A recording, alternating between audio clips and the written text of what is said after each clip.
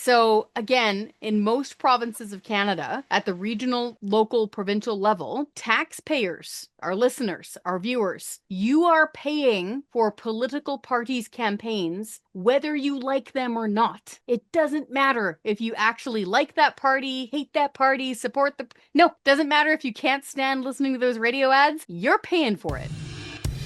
This was the Western Roundup, a spin-off show of the Canadian Taxpayers Federation podcast, but then we remembered we should include Ontario because everybody likes to pick on Ontario.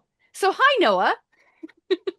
Hey, Chris, I'm glad to be part of the new revamped version of the Western Roundup. Although I gotta say, the definitely a name change is in order because, if we called ourselves Westerners, you guys would get really offended. Yeah, super offended, like culturally offended. So I think our working title for this is Out of Ottawa or Outside of Ottawa. Because the premise is, yes, we're all busy fighting Ottawa all the time because I won't even call that thing they released a budget. That was just a fiscal dumpster fire. They're a dumpster fire, but provincial governments do stupid things too, like all the time. And they waste taxpayers' money all the time. So we're calling this Out of Ottawa. What do you guys think? Let us know in the comments. And if you haven't done so yet, be sure to like this video on YouTube, subscribe to our YouTube channel, and share it with your friends who need to know. Okay, let's go around the horn really quick. We've got Carson Binda. He's our BC director out there on the West Coast. I've got Hey, Chris. Good to I've be got here. Gate Halbrick. He is our prairie director. He's holding down the fort in the rectangle land. And of course, the aforementioned Noah Jarvis. Noah, you are our Ontario director. I will just straight up say it. We stole you from True North, so thanks for coming over. Are you in Toronto right now, Noah? Yeah, well, more specifically, I'm in Mississauga right Okay. now. I am here for the fall economic statement, but usually I'm based out of Ottawa nowadays. Yeah, you're sitting next door to Franco, so I can hear his voice right now. Okay, Noah, you are there on special assignment right now, near the Big Smoke. What is going on with the Ford government? What is their economic update looking like? Well, it's more of the same, and that is not a good sign. They tabled the fall economic statement, which showed that the government will be tabling a $13.5 billion budget deficit. Now, some may say that's good news because the deficit was once at 14.6 billion, but we are still borrowing 13.5 billion just for operational spending, and that is not including the massive infrastructure budget that the Ford government is tabling. All in all, we are adding $31.6 billion to the debt, rising all the way to 459 billion in total. So I think when Ontarians are looking for a government to be fiscally responsible, to have some discipline with taxpayer dollars, they're not really getting it from Ford, even though their government loves to say that they are trying to be responsible with taxpayer dollars. And we can see the consequences of this already. A $16.1 billion in debt interest charges. That's hundreds of schools that are not being built, or money that is not going toward healthcare program, or not money that's not going towards tax cuts because we are having to give that to bondholders on Bay Street. So really not a great update from the Ford government. Hopefully they're able to turn the ship around, able to cut some wasteful spending, but it is not here in this fall economic statement, unfortunately. Sorry, I think I misheard you. What did you say the debt is on track to be by the end of this fiscal year? Did you say over 400 bi- 459 billion. I know for an Albertan that must seem absolutely crazy, and it is absolutely crazy. Even the Ford people will admit that by 2027, 28, the total provincial government debt will hit over $500 billion. Now, we always rag on the federal government for driving up the debt and doubling the debt in just 10 years. But Ford is giving Trudeau and the Liberals a run for their money, just increasing the debt by $123 billion in just 7 years. That is far more than any premier who has come before, even though Ford does like to rag on Dalton McGuinty and Kathleen Wynne for driving up the debt for good reason. But just because the party colors changed doesn't mean that the approach to wasting government money and taxpayer dollars has really changed. I was already sad about the fiscal dumpster fire, and this is just making me more sad. I wanted to shift gears, but not entirely. We're still sticking with the regional issues and the provincial issues. Either Carson or Gage, who wants to kick things off on the so-called political welfare or per vote subsidy? Just for listeners at home, basically, in a nutshell, what this means is during an election, like physically within a province or federally, but we're talking provincial issues here on this show, okay? Within a province during an election, political parties can get a per vote subsidy from you, the taxpayer, whatever amount that is, like $1 or $5 or 50 cents or whatever it is per vote.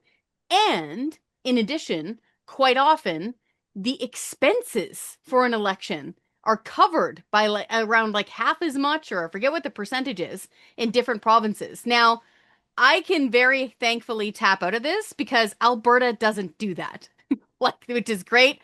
I can't take credit for it. Okay. We have had some really big Rottweiler Alberta directors that came before me, including people like Franco Terrazzano, Paige McPherson, and our boss, Scott Hennig. So we're doing pretty good. We don't have a per vote subsidy. We do not give politicians money from taxpayers' wallets for elections. But I know a few provinces who do that. So, Carson, did you want to go first? Can Yeah, I no, make a I can quick I can point? absolutely jump in here because British Columbia taxpayers are being raked over the coals by this political welfare scheme.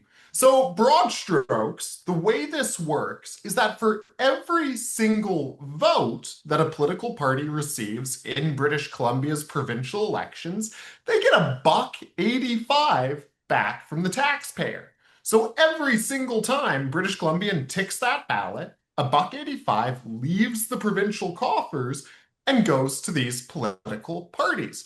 Now, Chris, that adds up really, really, really quick. So let's dive into these numbers a little Okay. bit here in British Columbia. This year alone, this political welfare scheme is costing us $3.75 million.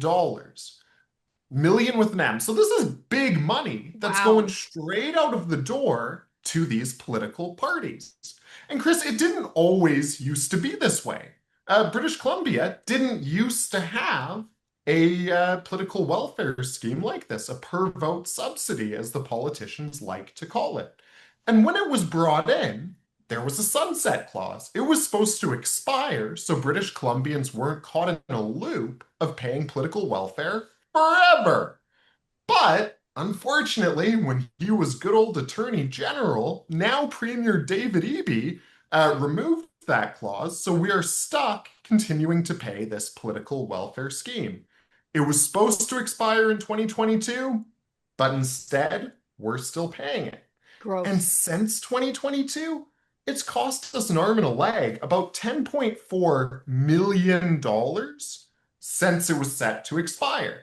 Now, Chris, that could buy about 350,000 textbooks for any school in the province. It's real money that's going right out the door on this political welfare scheme. That is disgusting. I need to stress too, guys, keep in mind what political parties spend their money on. Like, Mhm. really? Junk mail? Lawn signs? You want your money going to this crap? Sorry, I'm trying to be ladylike, but I'm super grumpy right now.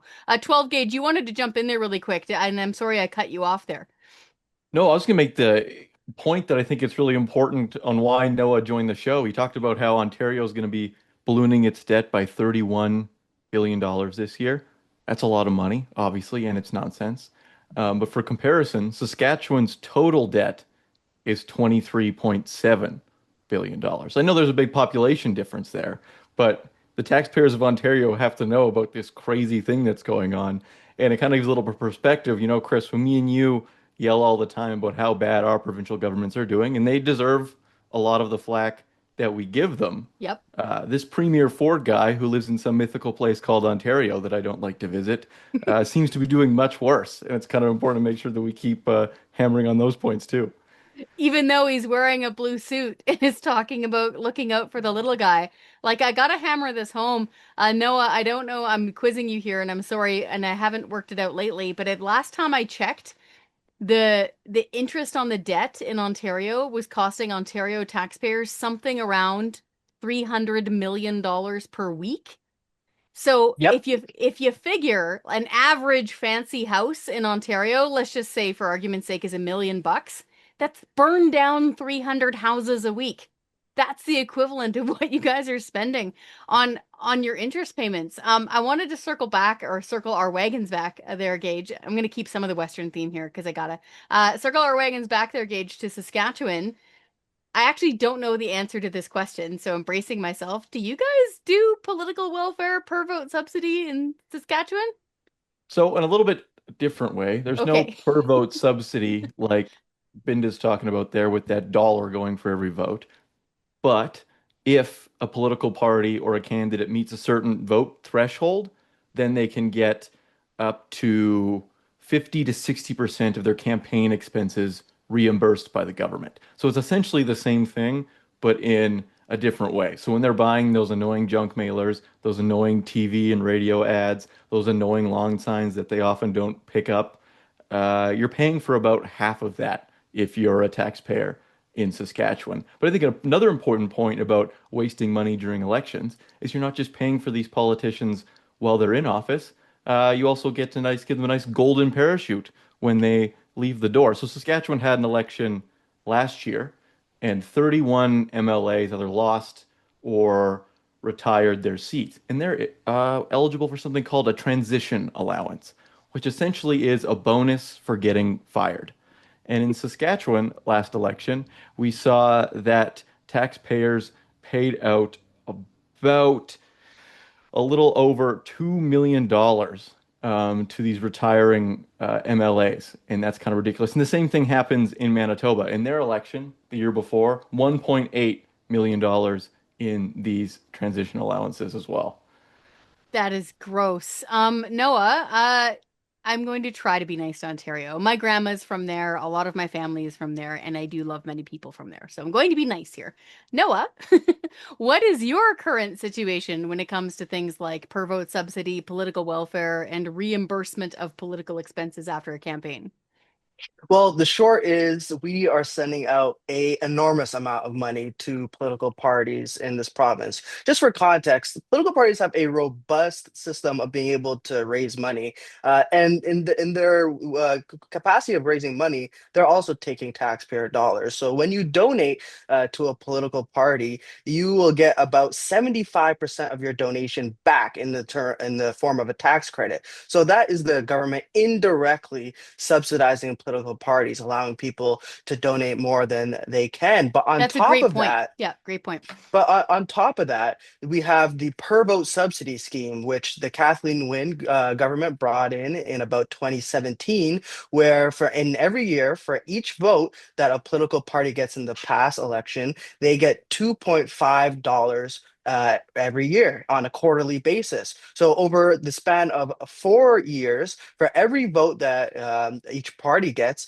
they'll get about $10. Now, how does this come out to in the raw numbers? Well, this year we're going to be spending $12.3 million on political welfare. That's millions of dollars going to the four PCs, the Liberals, the NDP, and even smaller parties like the Green Party, the Ontario Party, the New Blue Party. If you don't live in Ontario, you probably haven't heard about those last two parties. And even if you are in Ontario, you probably haven't heard of the Ontario Party or the New Blue Party, even if you may like them. So at the end of the day, Ontario taxpayers are sending out millions upon millions of dollars to these parties that, well, quite frankly, no, some of them nobody have really heard of. And this whole scheme is self-serving. And it's really disgusting that Ford campaigned in 2018 on getting rid of the per vote subsidy. He said that corporate welfare and political welfare is wrong, and that Yep. he would get rid of both. And what does he do?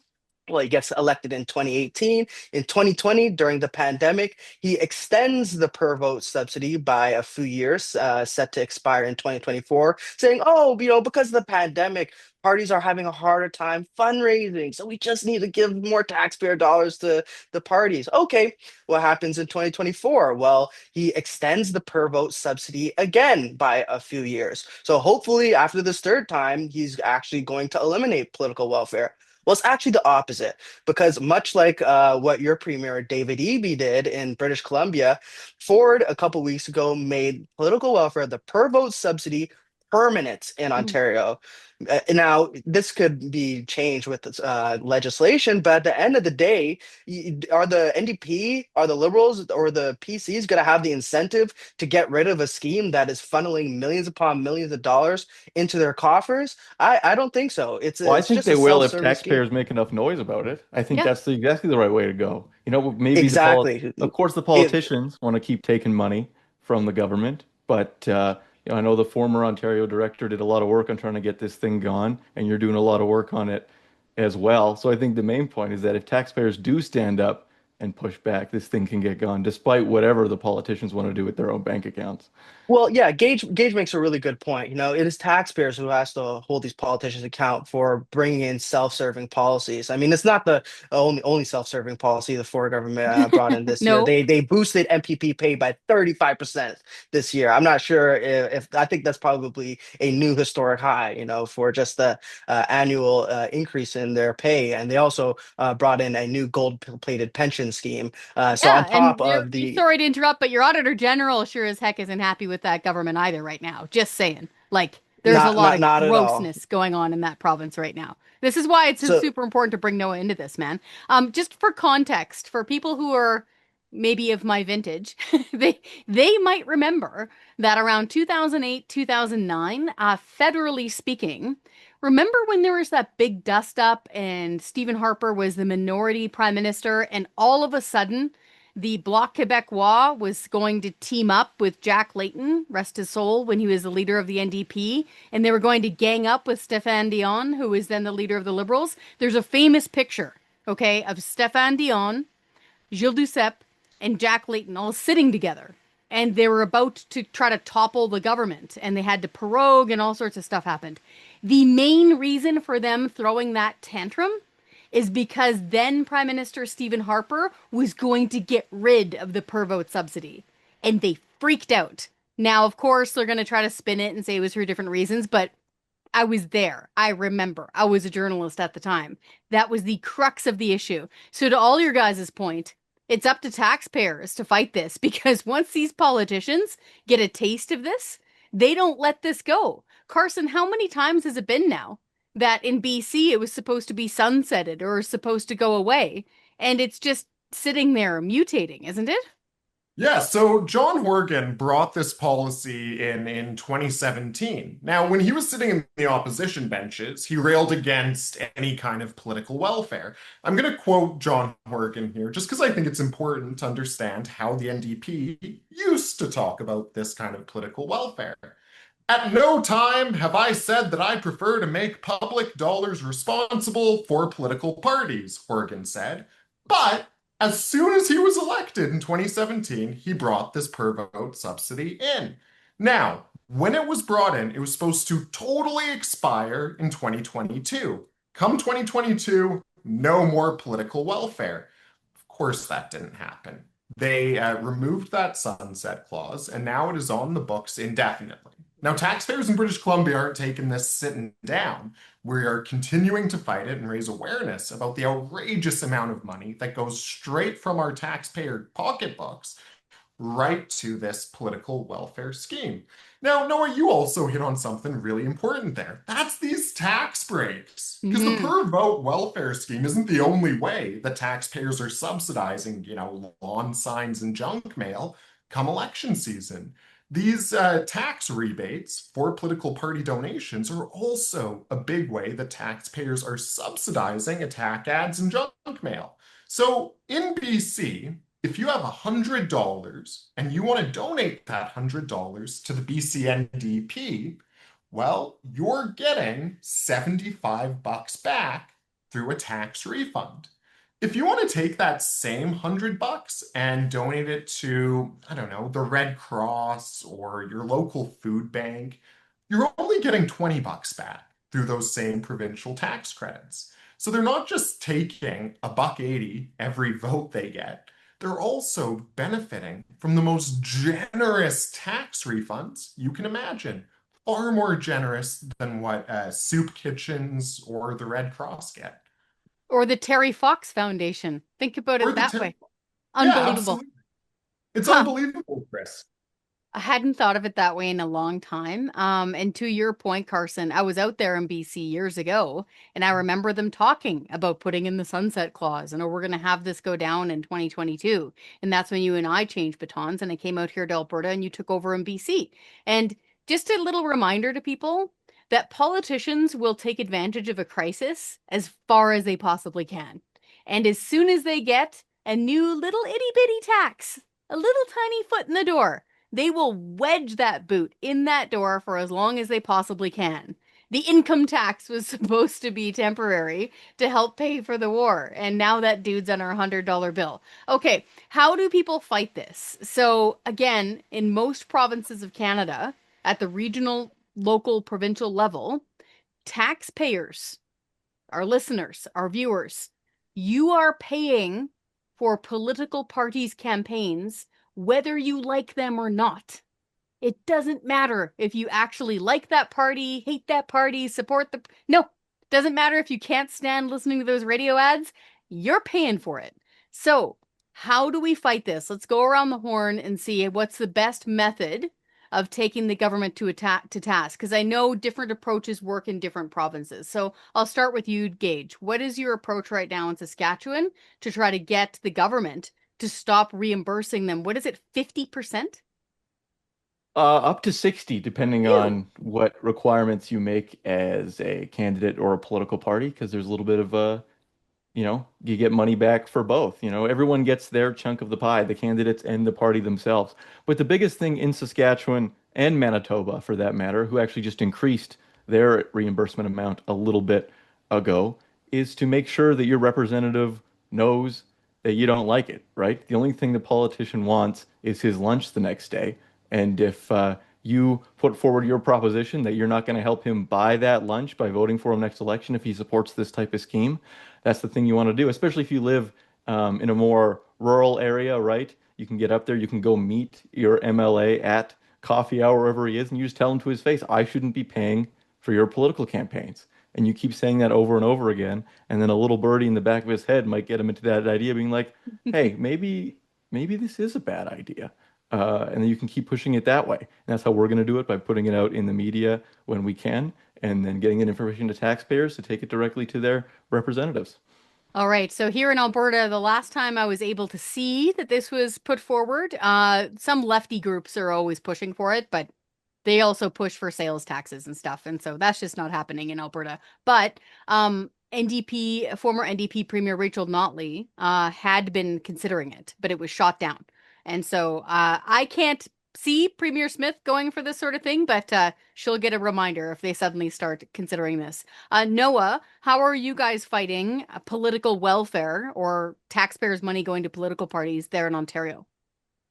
Well, I just want to reiterate what Gabe was saying because, politicians, their entire motivation besides, collecting a nice pension is to get reelected. And politicians need to understand that if they want to get reelected, extending political welfare is a threat to those prospects. You have to email your MPP, tell them that you do not want your taxpayer dollars going to fund their attack ads and their lawn sides. As Gage said, go in person. Some MPPs have town halls, and you could go in person and tell your MPP, or even just call their office and tell them that political welfare is wrong. I mean, as I said, all politicians are trying to do is get reelected, and if they feel as if you are not going to vote for them because of they're funneling taxpayer dollars to their own coffers, then they're probably going to backtrack on it. So I would just say be vocal in your community, tell other people in your community, in your friend circle,